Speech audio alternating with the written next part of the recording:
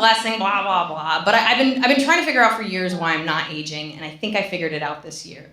I have very oily skin. So I say the pro of oily skin is it's a natural moisturizer all day long. The con of oily skin is I'll go over to a friend's place and she'll be like, is it raining? Black guys always get killed with extreme precision. Like, I don't know what it was, but like, I could be running through the forest, you know, not hitting any trees, 40-mile-per-hour wind, and the killer just throws a machete.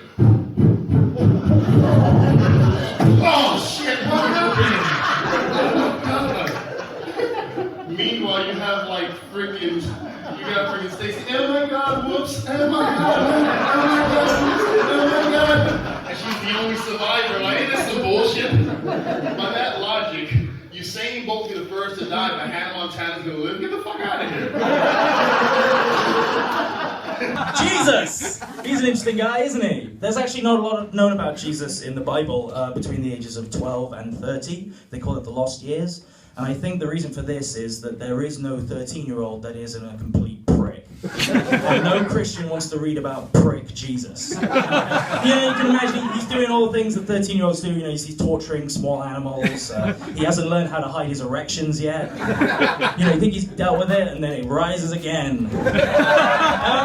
And one day it's coming back for all of us. Hi, I'm Marcus, and I'm the idiot on the comedy circuit. I've asked a group of comedians some questions on how to start and succeed in the world of stand-up comedy.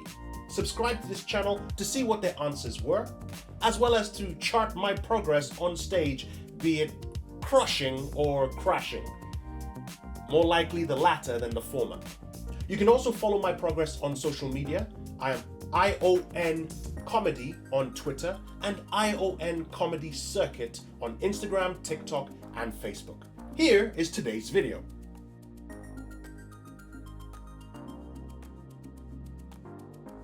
I'll tell you my UK one because it was in Leeds, UK, which I still hate and will never go back to. It's gonna take, that's how you know it's a bad bomb, where you just get rid of a whole group of people, where you're just like, if somebody goes, hey, I'm from Leeds, I'd be like, get away from me. Like, no.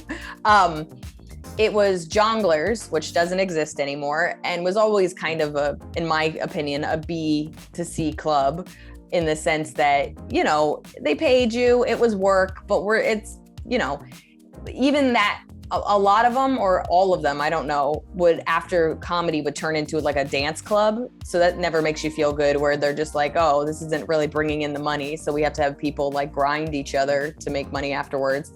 So, I was doing a weekend in Leeds, and I don't know if you guys do the same thing. If they'll paper the room, which like we have like Groupons or like discount tickets, and we'll give away tickets or give away cheap tickets just to have bodies, because the truth of the matter is, especially in the US, clubs make their money from you buying drinks. So that's why we in the US have a 2-drink minimum.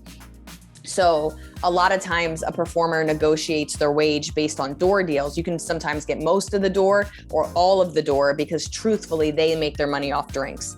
I don't feel like the UK needs 2-drink minimum, because that, you guys, it's like, duh, like, it's more like you have to have a max, like 5-drink max, so that we make sure you get home alive, or you don't like punch somebody in the face. So it was a room full of a lot of dudes that I think maybe there was some deal where like, come see a comedy show and you get free into the dance club or what, something like that. Cause it was just dudes that didn't seem like they cared about comedy. And I come up on stage and I go, I had the joke at the time, this is probably, I don't know, like 6 years ago. I go, I'm from New York City. No joke, just literally, hey, I'm from New York City. I go into this joke and he goes, no, you ain't, like whatever British dumb accent. And I go, okay, like what, you know what I mean? What a weird thing to lie about. And also, why don't you let me finish? And so then I tried it and he starts shouting out and I was like, what are we doing here? Like, this isn't a back and forth. I don't really care about you. Just let me finish talking. And they just keep shouting. And it was a shouting match for 20 minutes where I was just literally the meanest I ever was. They were being mean back to me. I was just like, why would I ever want to come back here? Like, why would anybody want to be here? You guys are the worst group of people I've ever met. Like, there was no funny at the end of it. I was just like, you are garbage. What you do is garbage. What you make with your face is garbage. Like, and nobody thought it was cute. Nobody thought I was fending for my life. They just hated me more and more as I attacked. And of course, it's this America girl attacking their culture. But I was just like, you're bad people. You're shitty people. I don't care if you don't like me. Sit silently and not like me. But to attack me and not even give me a chance, of course I'm going to shit on you. You're shitty people. So I hate everybody in that room and all of Leeds, and I don't care if it's biased. Most memorable bomb, and this was memorable because it was a culture shock. I do comedy in London, out of London. I went to a comedy show in Birmingham. I wasn't aware that Birmingham had a very large, mature Jamaican community. I had no idea. So I got some jokes that dabble in the homosexual perspective of life, right? Because I've had like experiences where homosexual guys have approached me and talked to thinking I swing that way. And again, you know, people can make them say, cool. I'm dropping these jokes to them. They just like waiting for me. It was like 3 minutes of silence. It was the longest 3 minutes of my life, brother. I got to, I was just like, oh man, this ain't good. This ain't good. And it was my first time performing there. So to them, I look trash. But it was just like my perspective on what I was talking about, they weren't feeling. And to give complete context, I know that there is a history of homosexuality in Jamaica. I'm not just talking about bun chichiman, blah, blah, blah. I know that there's a historical reference to buck breaking and how that was used as a weapon to demasculate a lot of black men during the slave time. I know all of this. I'm aware of all this now, more so now, more than ever, but they just weren't feeling it. And, you know, respectfully so, that wasn't up their alley. Most memorable bomb. Oh my God, there's one that just sticks in the head and it won't let go. Like it's like it genuinely, it might actually end my career. Like it's still there, festering. It was at the show that Brian Gittins, the Gong show that Brian Gittins does, and I forget the name of it, but it's like this very famous show.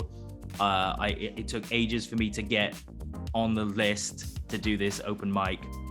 It's basically a gong show. The audience, you know, gong you off. And I've done gong shows before, and it always sucks. But this went so badly. It was like 4 years in. Like, I've done material that I know works. I usually do very well. I've done Edinburgh shows. Everything's great. And I just messed up the opening.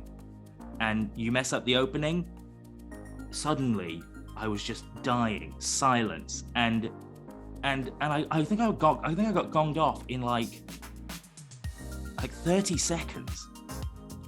And all the other comedians that were there, a lot of the other comedians who were there for the open mic kind of knew me, you know what I mean? So I was like, oh God, in front of all these people who know me, they just saw me do so badly. It was like I'd never done stand-up before. Do you know what I mean? It was like I was a first timer. It was like I'd gone up on stage, said the wrong thing, and then started dying. You know, that's what it was. It was literally from the first word. Like I think in my head, I was trying to do a riff on something that had just happened, you know, which is like usually a cool way into a thing. And instead, I kind of fluffed it. And so it didn't come out, it just sounded like I was saying something arrogant, which immediately made everyone in the room be like, fuck this guy. You know what I mean?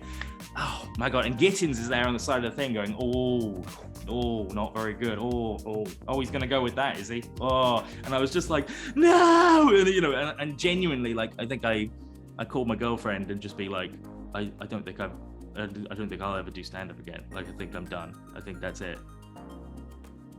You know, just like absolute, and I still think about it every day. You know, it's always in the back of my head. Oh man, in a way, I wish I died more often earlier on, you know what I mean? Because then you get into you get to this certain state where you're like, I'll at least do okay. There's always that one line that always gets a laugh, but I didn't get to that line because I fucked up the opening. Oh God, that was so bad. I don't think I could ever step foot in that room again. Like, you know, like I don't think I can, like it's that bad. I feel like I'm sharing a lot here. And that was today's video. Don't forget to click subscribe and hit the notification bell to be prompted when a new video comes out. And don't forget to follow me on social media, ION Comedy on Twitter and ION Comedy Circuit on Instagram, TikTok, and Facebook. Okay, bye-bye.